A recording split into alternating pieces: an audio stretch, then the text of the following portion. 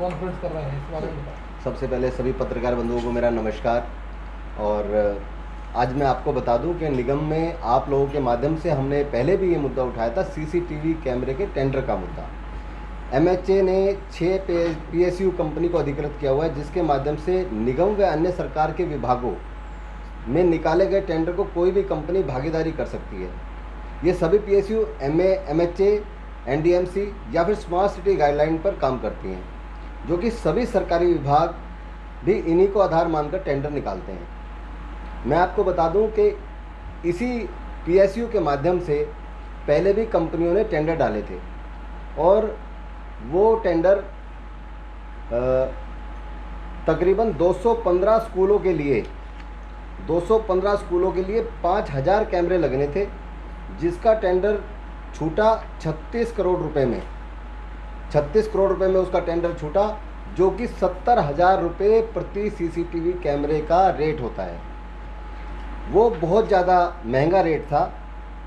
उस रेट के लिए जो एक पीएसयू कंपनी की कई लोग बात हुई, 5-6 कंपनियों ने उसमें टेंडर डाले थे और उन पीएसयू के माध्यम से 25 ओईएम उन्होंने टेंडर कोड किया था, लेकिन उसमें तमाम कंपनियों के टेंडर को निरस्त कर दिया गया, अयोग्य ठहरा दिया गया और एक ही कंपनी को टेंडर दिया गया।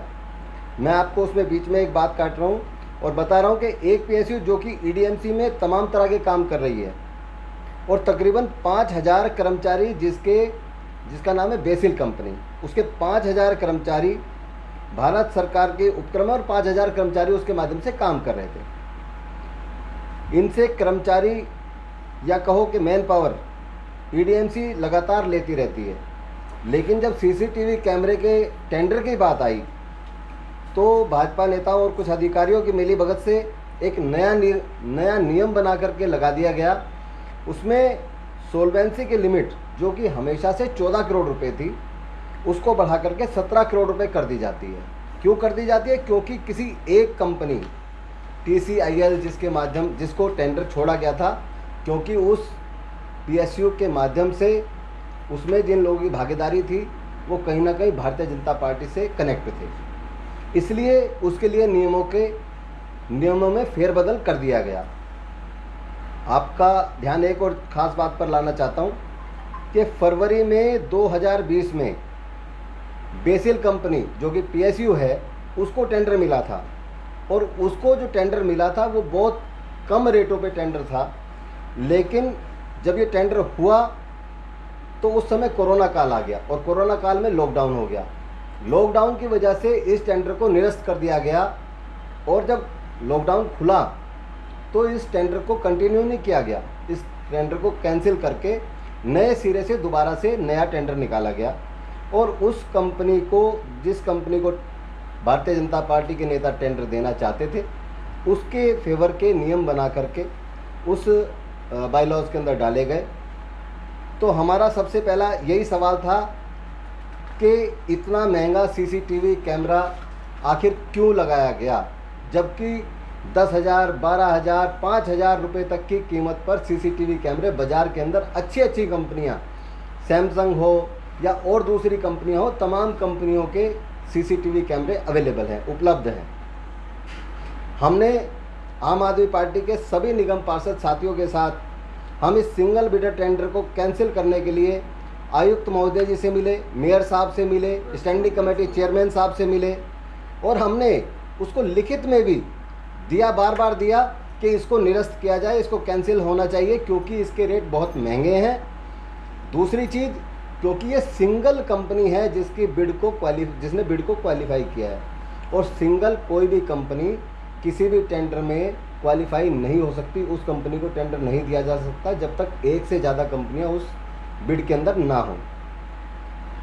हमने बार इसका विरोध किया कि 70,000 रुपये प्रति कैमरा जो बैठ रहा है ये बहुत महंगा है और साथ ही कोई दूसरी कंपनी से क्वालिफाई नहीं कर पाई, इसलिए इस टेंडर को कैंसिल कर दिया जाए और नए सिरे से टेंडर कर नियमों में छूट का प्रावधान हो, जिससे टेंडर में ज़्यादा से ज़्यादा कंपनियां भाग ले सकें और ईडीएमसी को सीसीटीवी कैमरे का अच्छा रेट मिल सके, सस्ते रेट मिल सके और सस्ते रेट लेकर के वो उसी क्वालिटी के कैमरे हम स्कूलों में इंस्टॉल करवाएं, लगवाएं और निगम को करोड़ों रुपए का नुकसान होने से हम बचा सकें।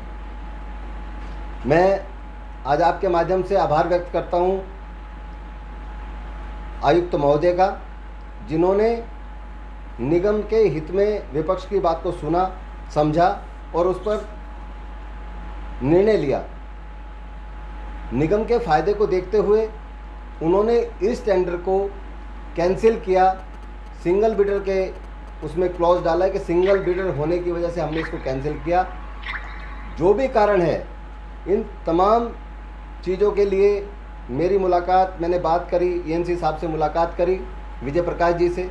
मुझे उनसे पता चला कि इसको सिंगल बिडर टेंडर की वजह से कैंसिल कर दिया गया है। साथ ही साथ मैंने उसकी पुष्टि के लिए एडिशनल कमिश्नर श्री ब्रिजेश जी से बात करी और वहाँ से उसकी पूरी पुष्टि हुई कि इस टेंडर को पूरी तरीके से निरस्त कर दिया गया और ये दोबारा कंटिन्यू नहीं किया जाएगा।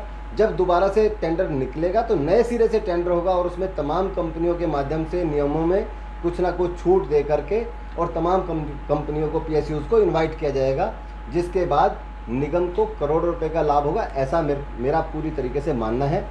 और मैं धन्यवाद करता हूं आयुक्त महोदय जी का, जिन्होंने इस टेंडर को कैंसिल करके एक विपक्ष की एक अच्छी पहल जो हमने करी, जो हम सवाल उठाते हैं, उस पर उन्होंने संज्ञान लिया। मैं उनका धन्यवाद करता हूं और भविष्य में भी वो ऐसे ही सही फैसलों में, सही बातों पे विपक्ष जो भी मुद्दा उठाएगा और जिसमें निगम का लाभ होगा, निगम में रहने वाले लोगों के हित होंगे, उन पे संज्ञान लेते हुए वो आगे निर्णय लेंगे। ऐसी मैं कामना करता हूं और शुभकामनाएं देता हूं कि वो इसी तरीके से निगम के हित में काम करते रहें। धन्यवाद। जय हिंद। आप सभी का भी बहुत बहुत आभार।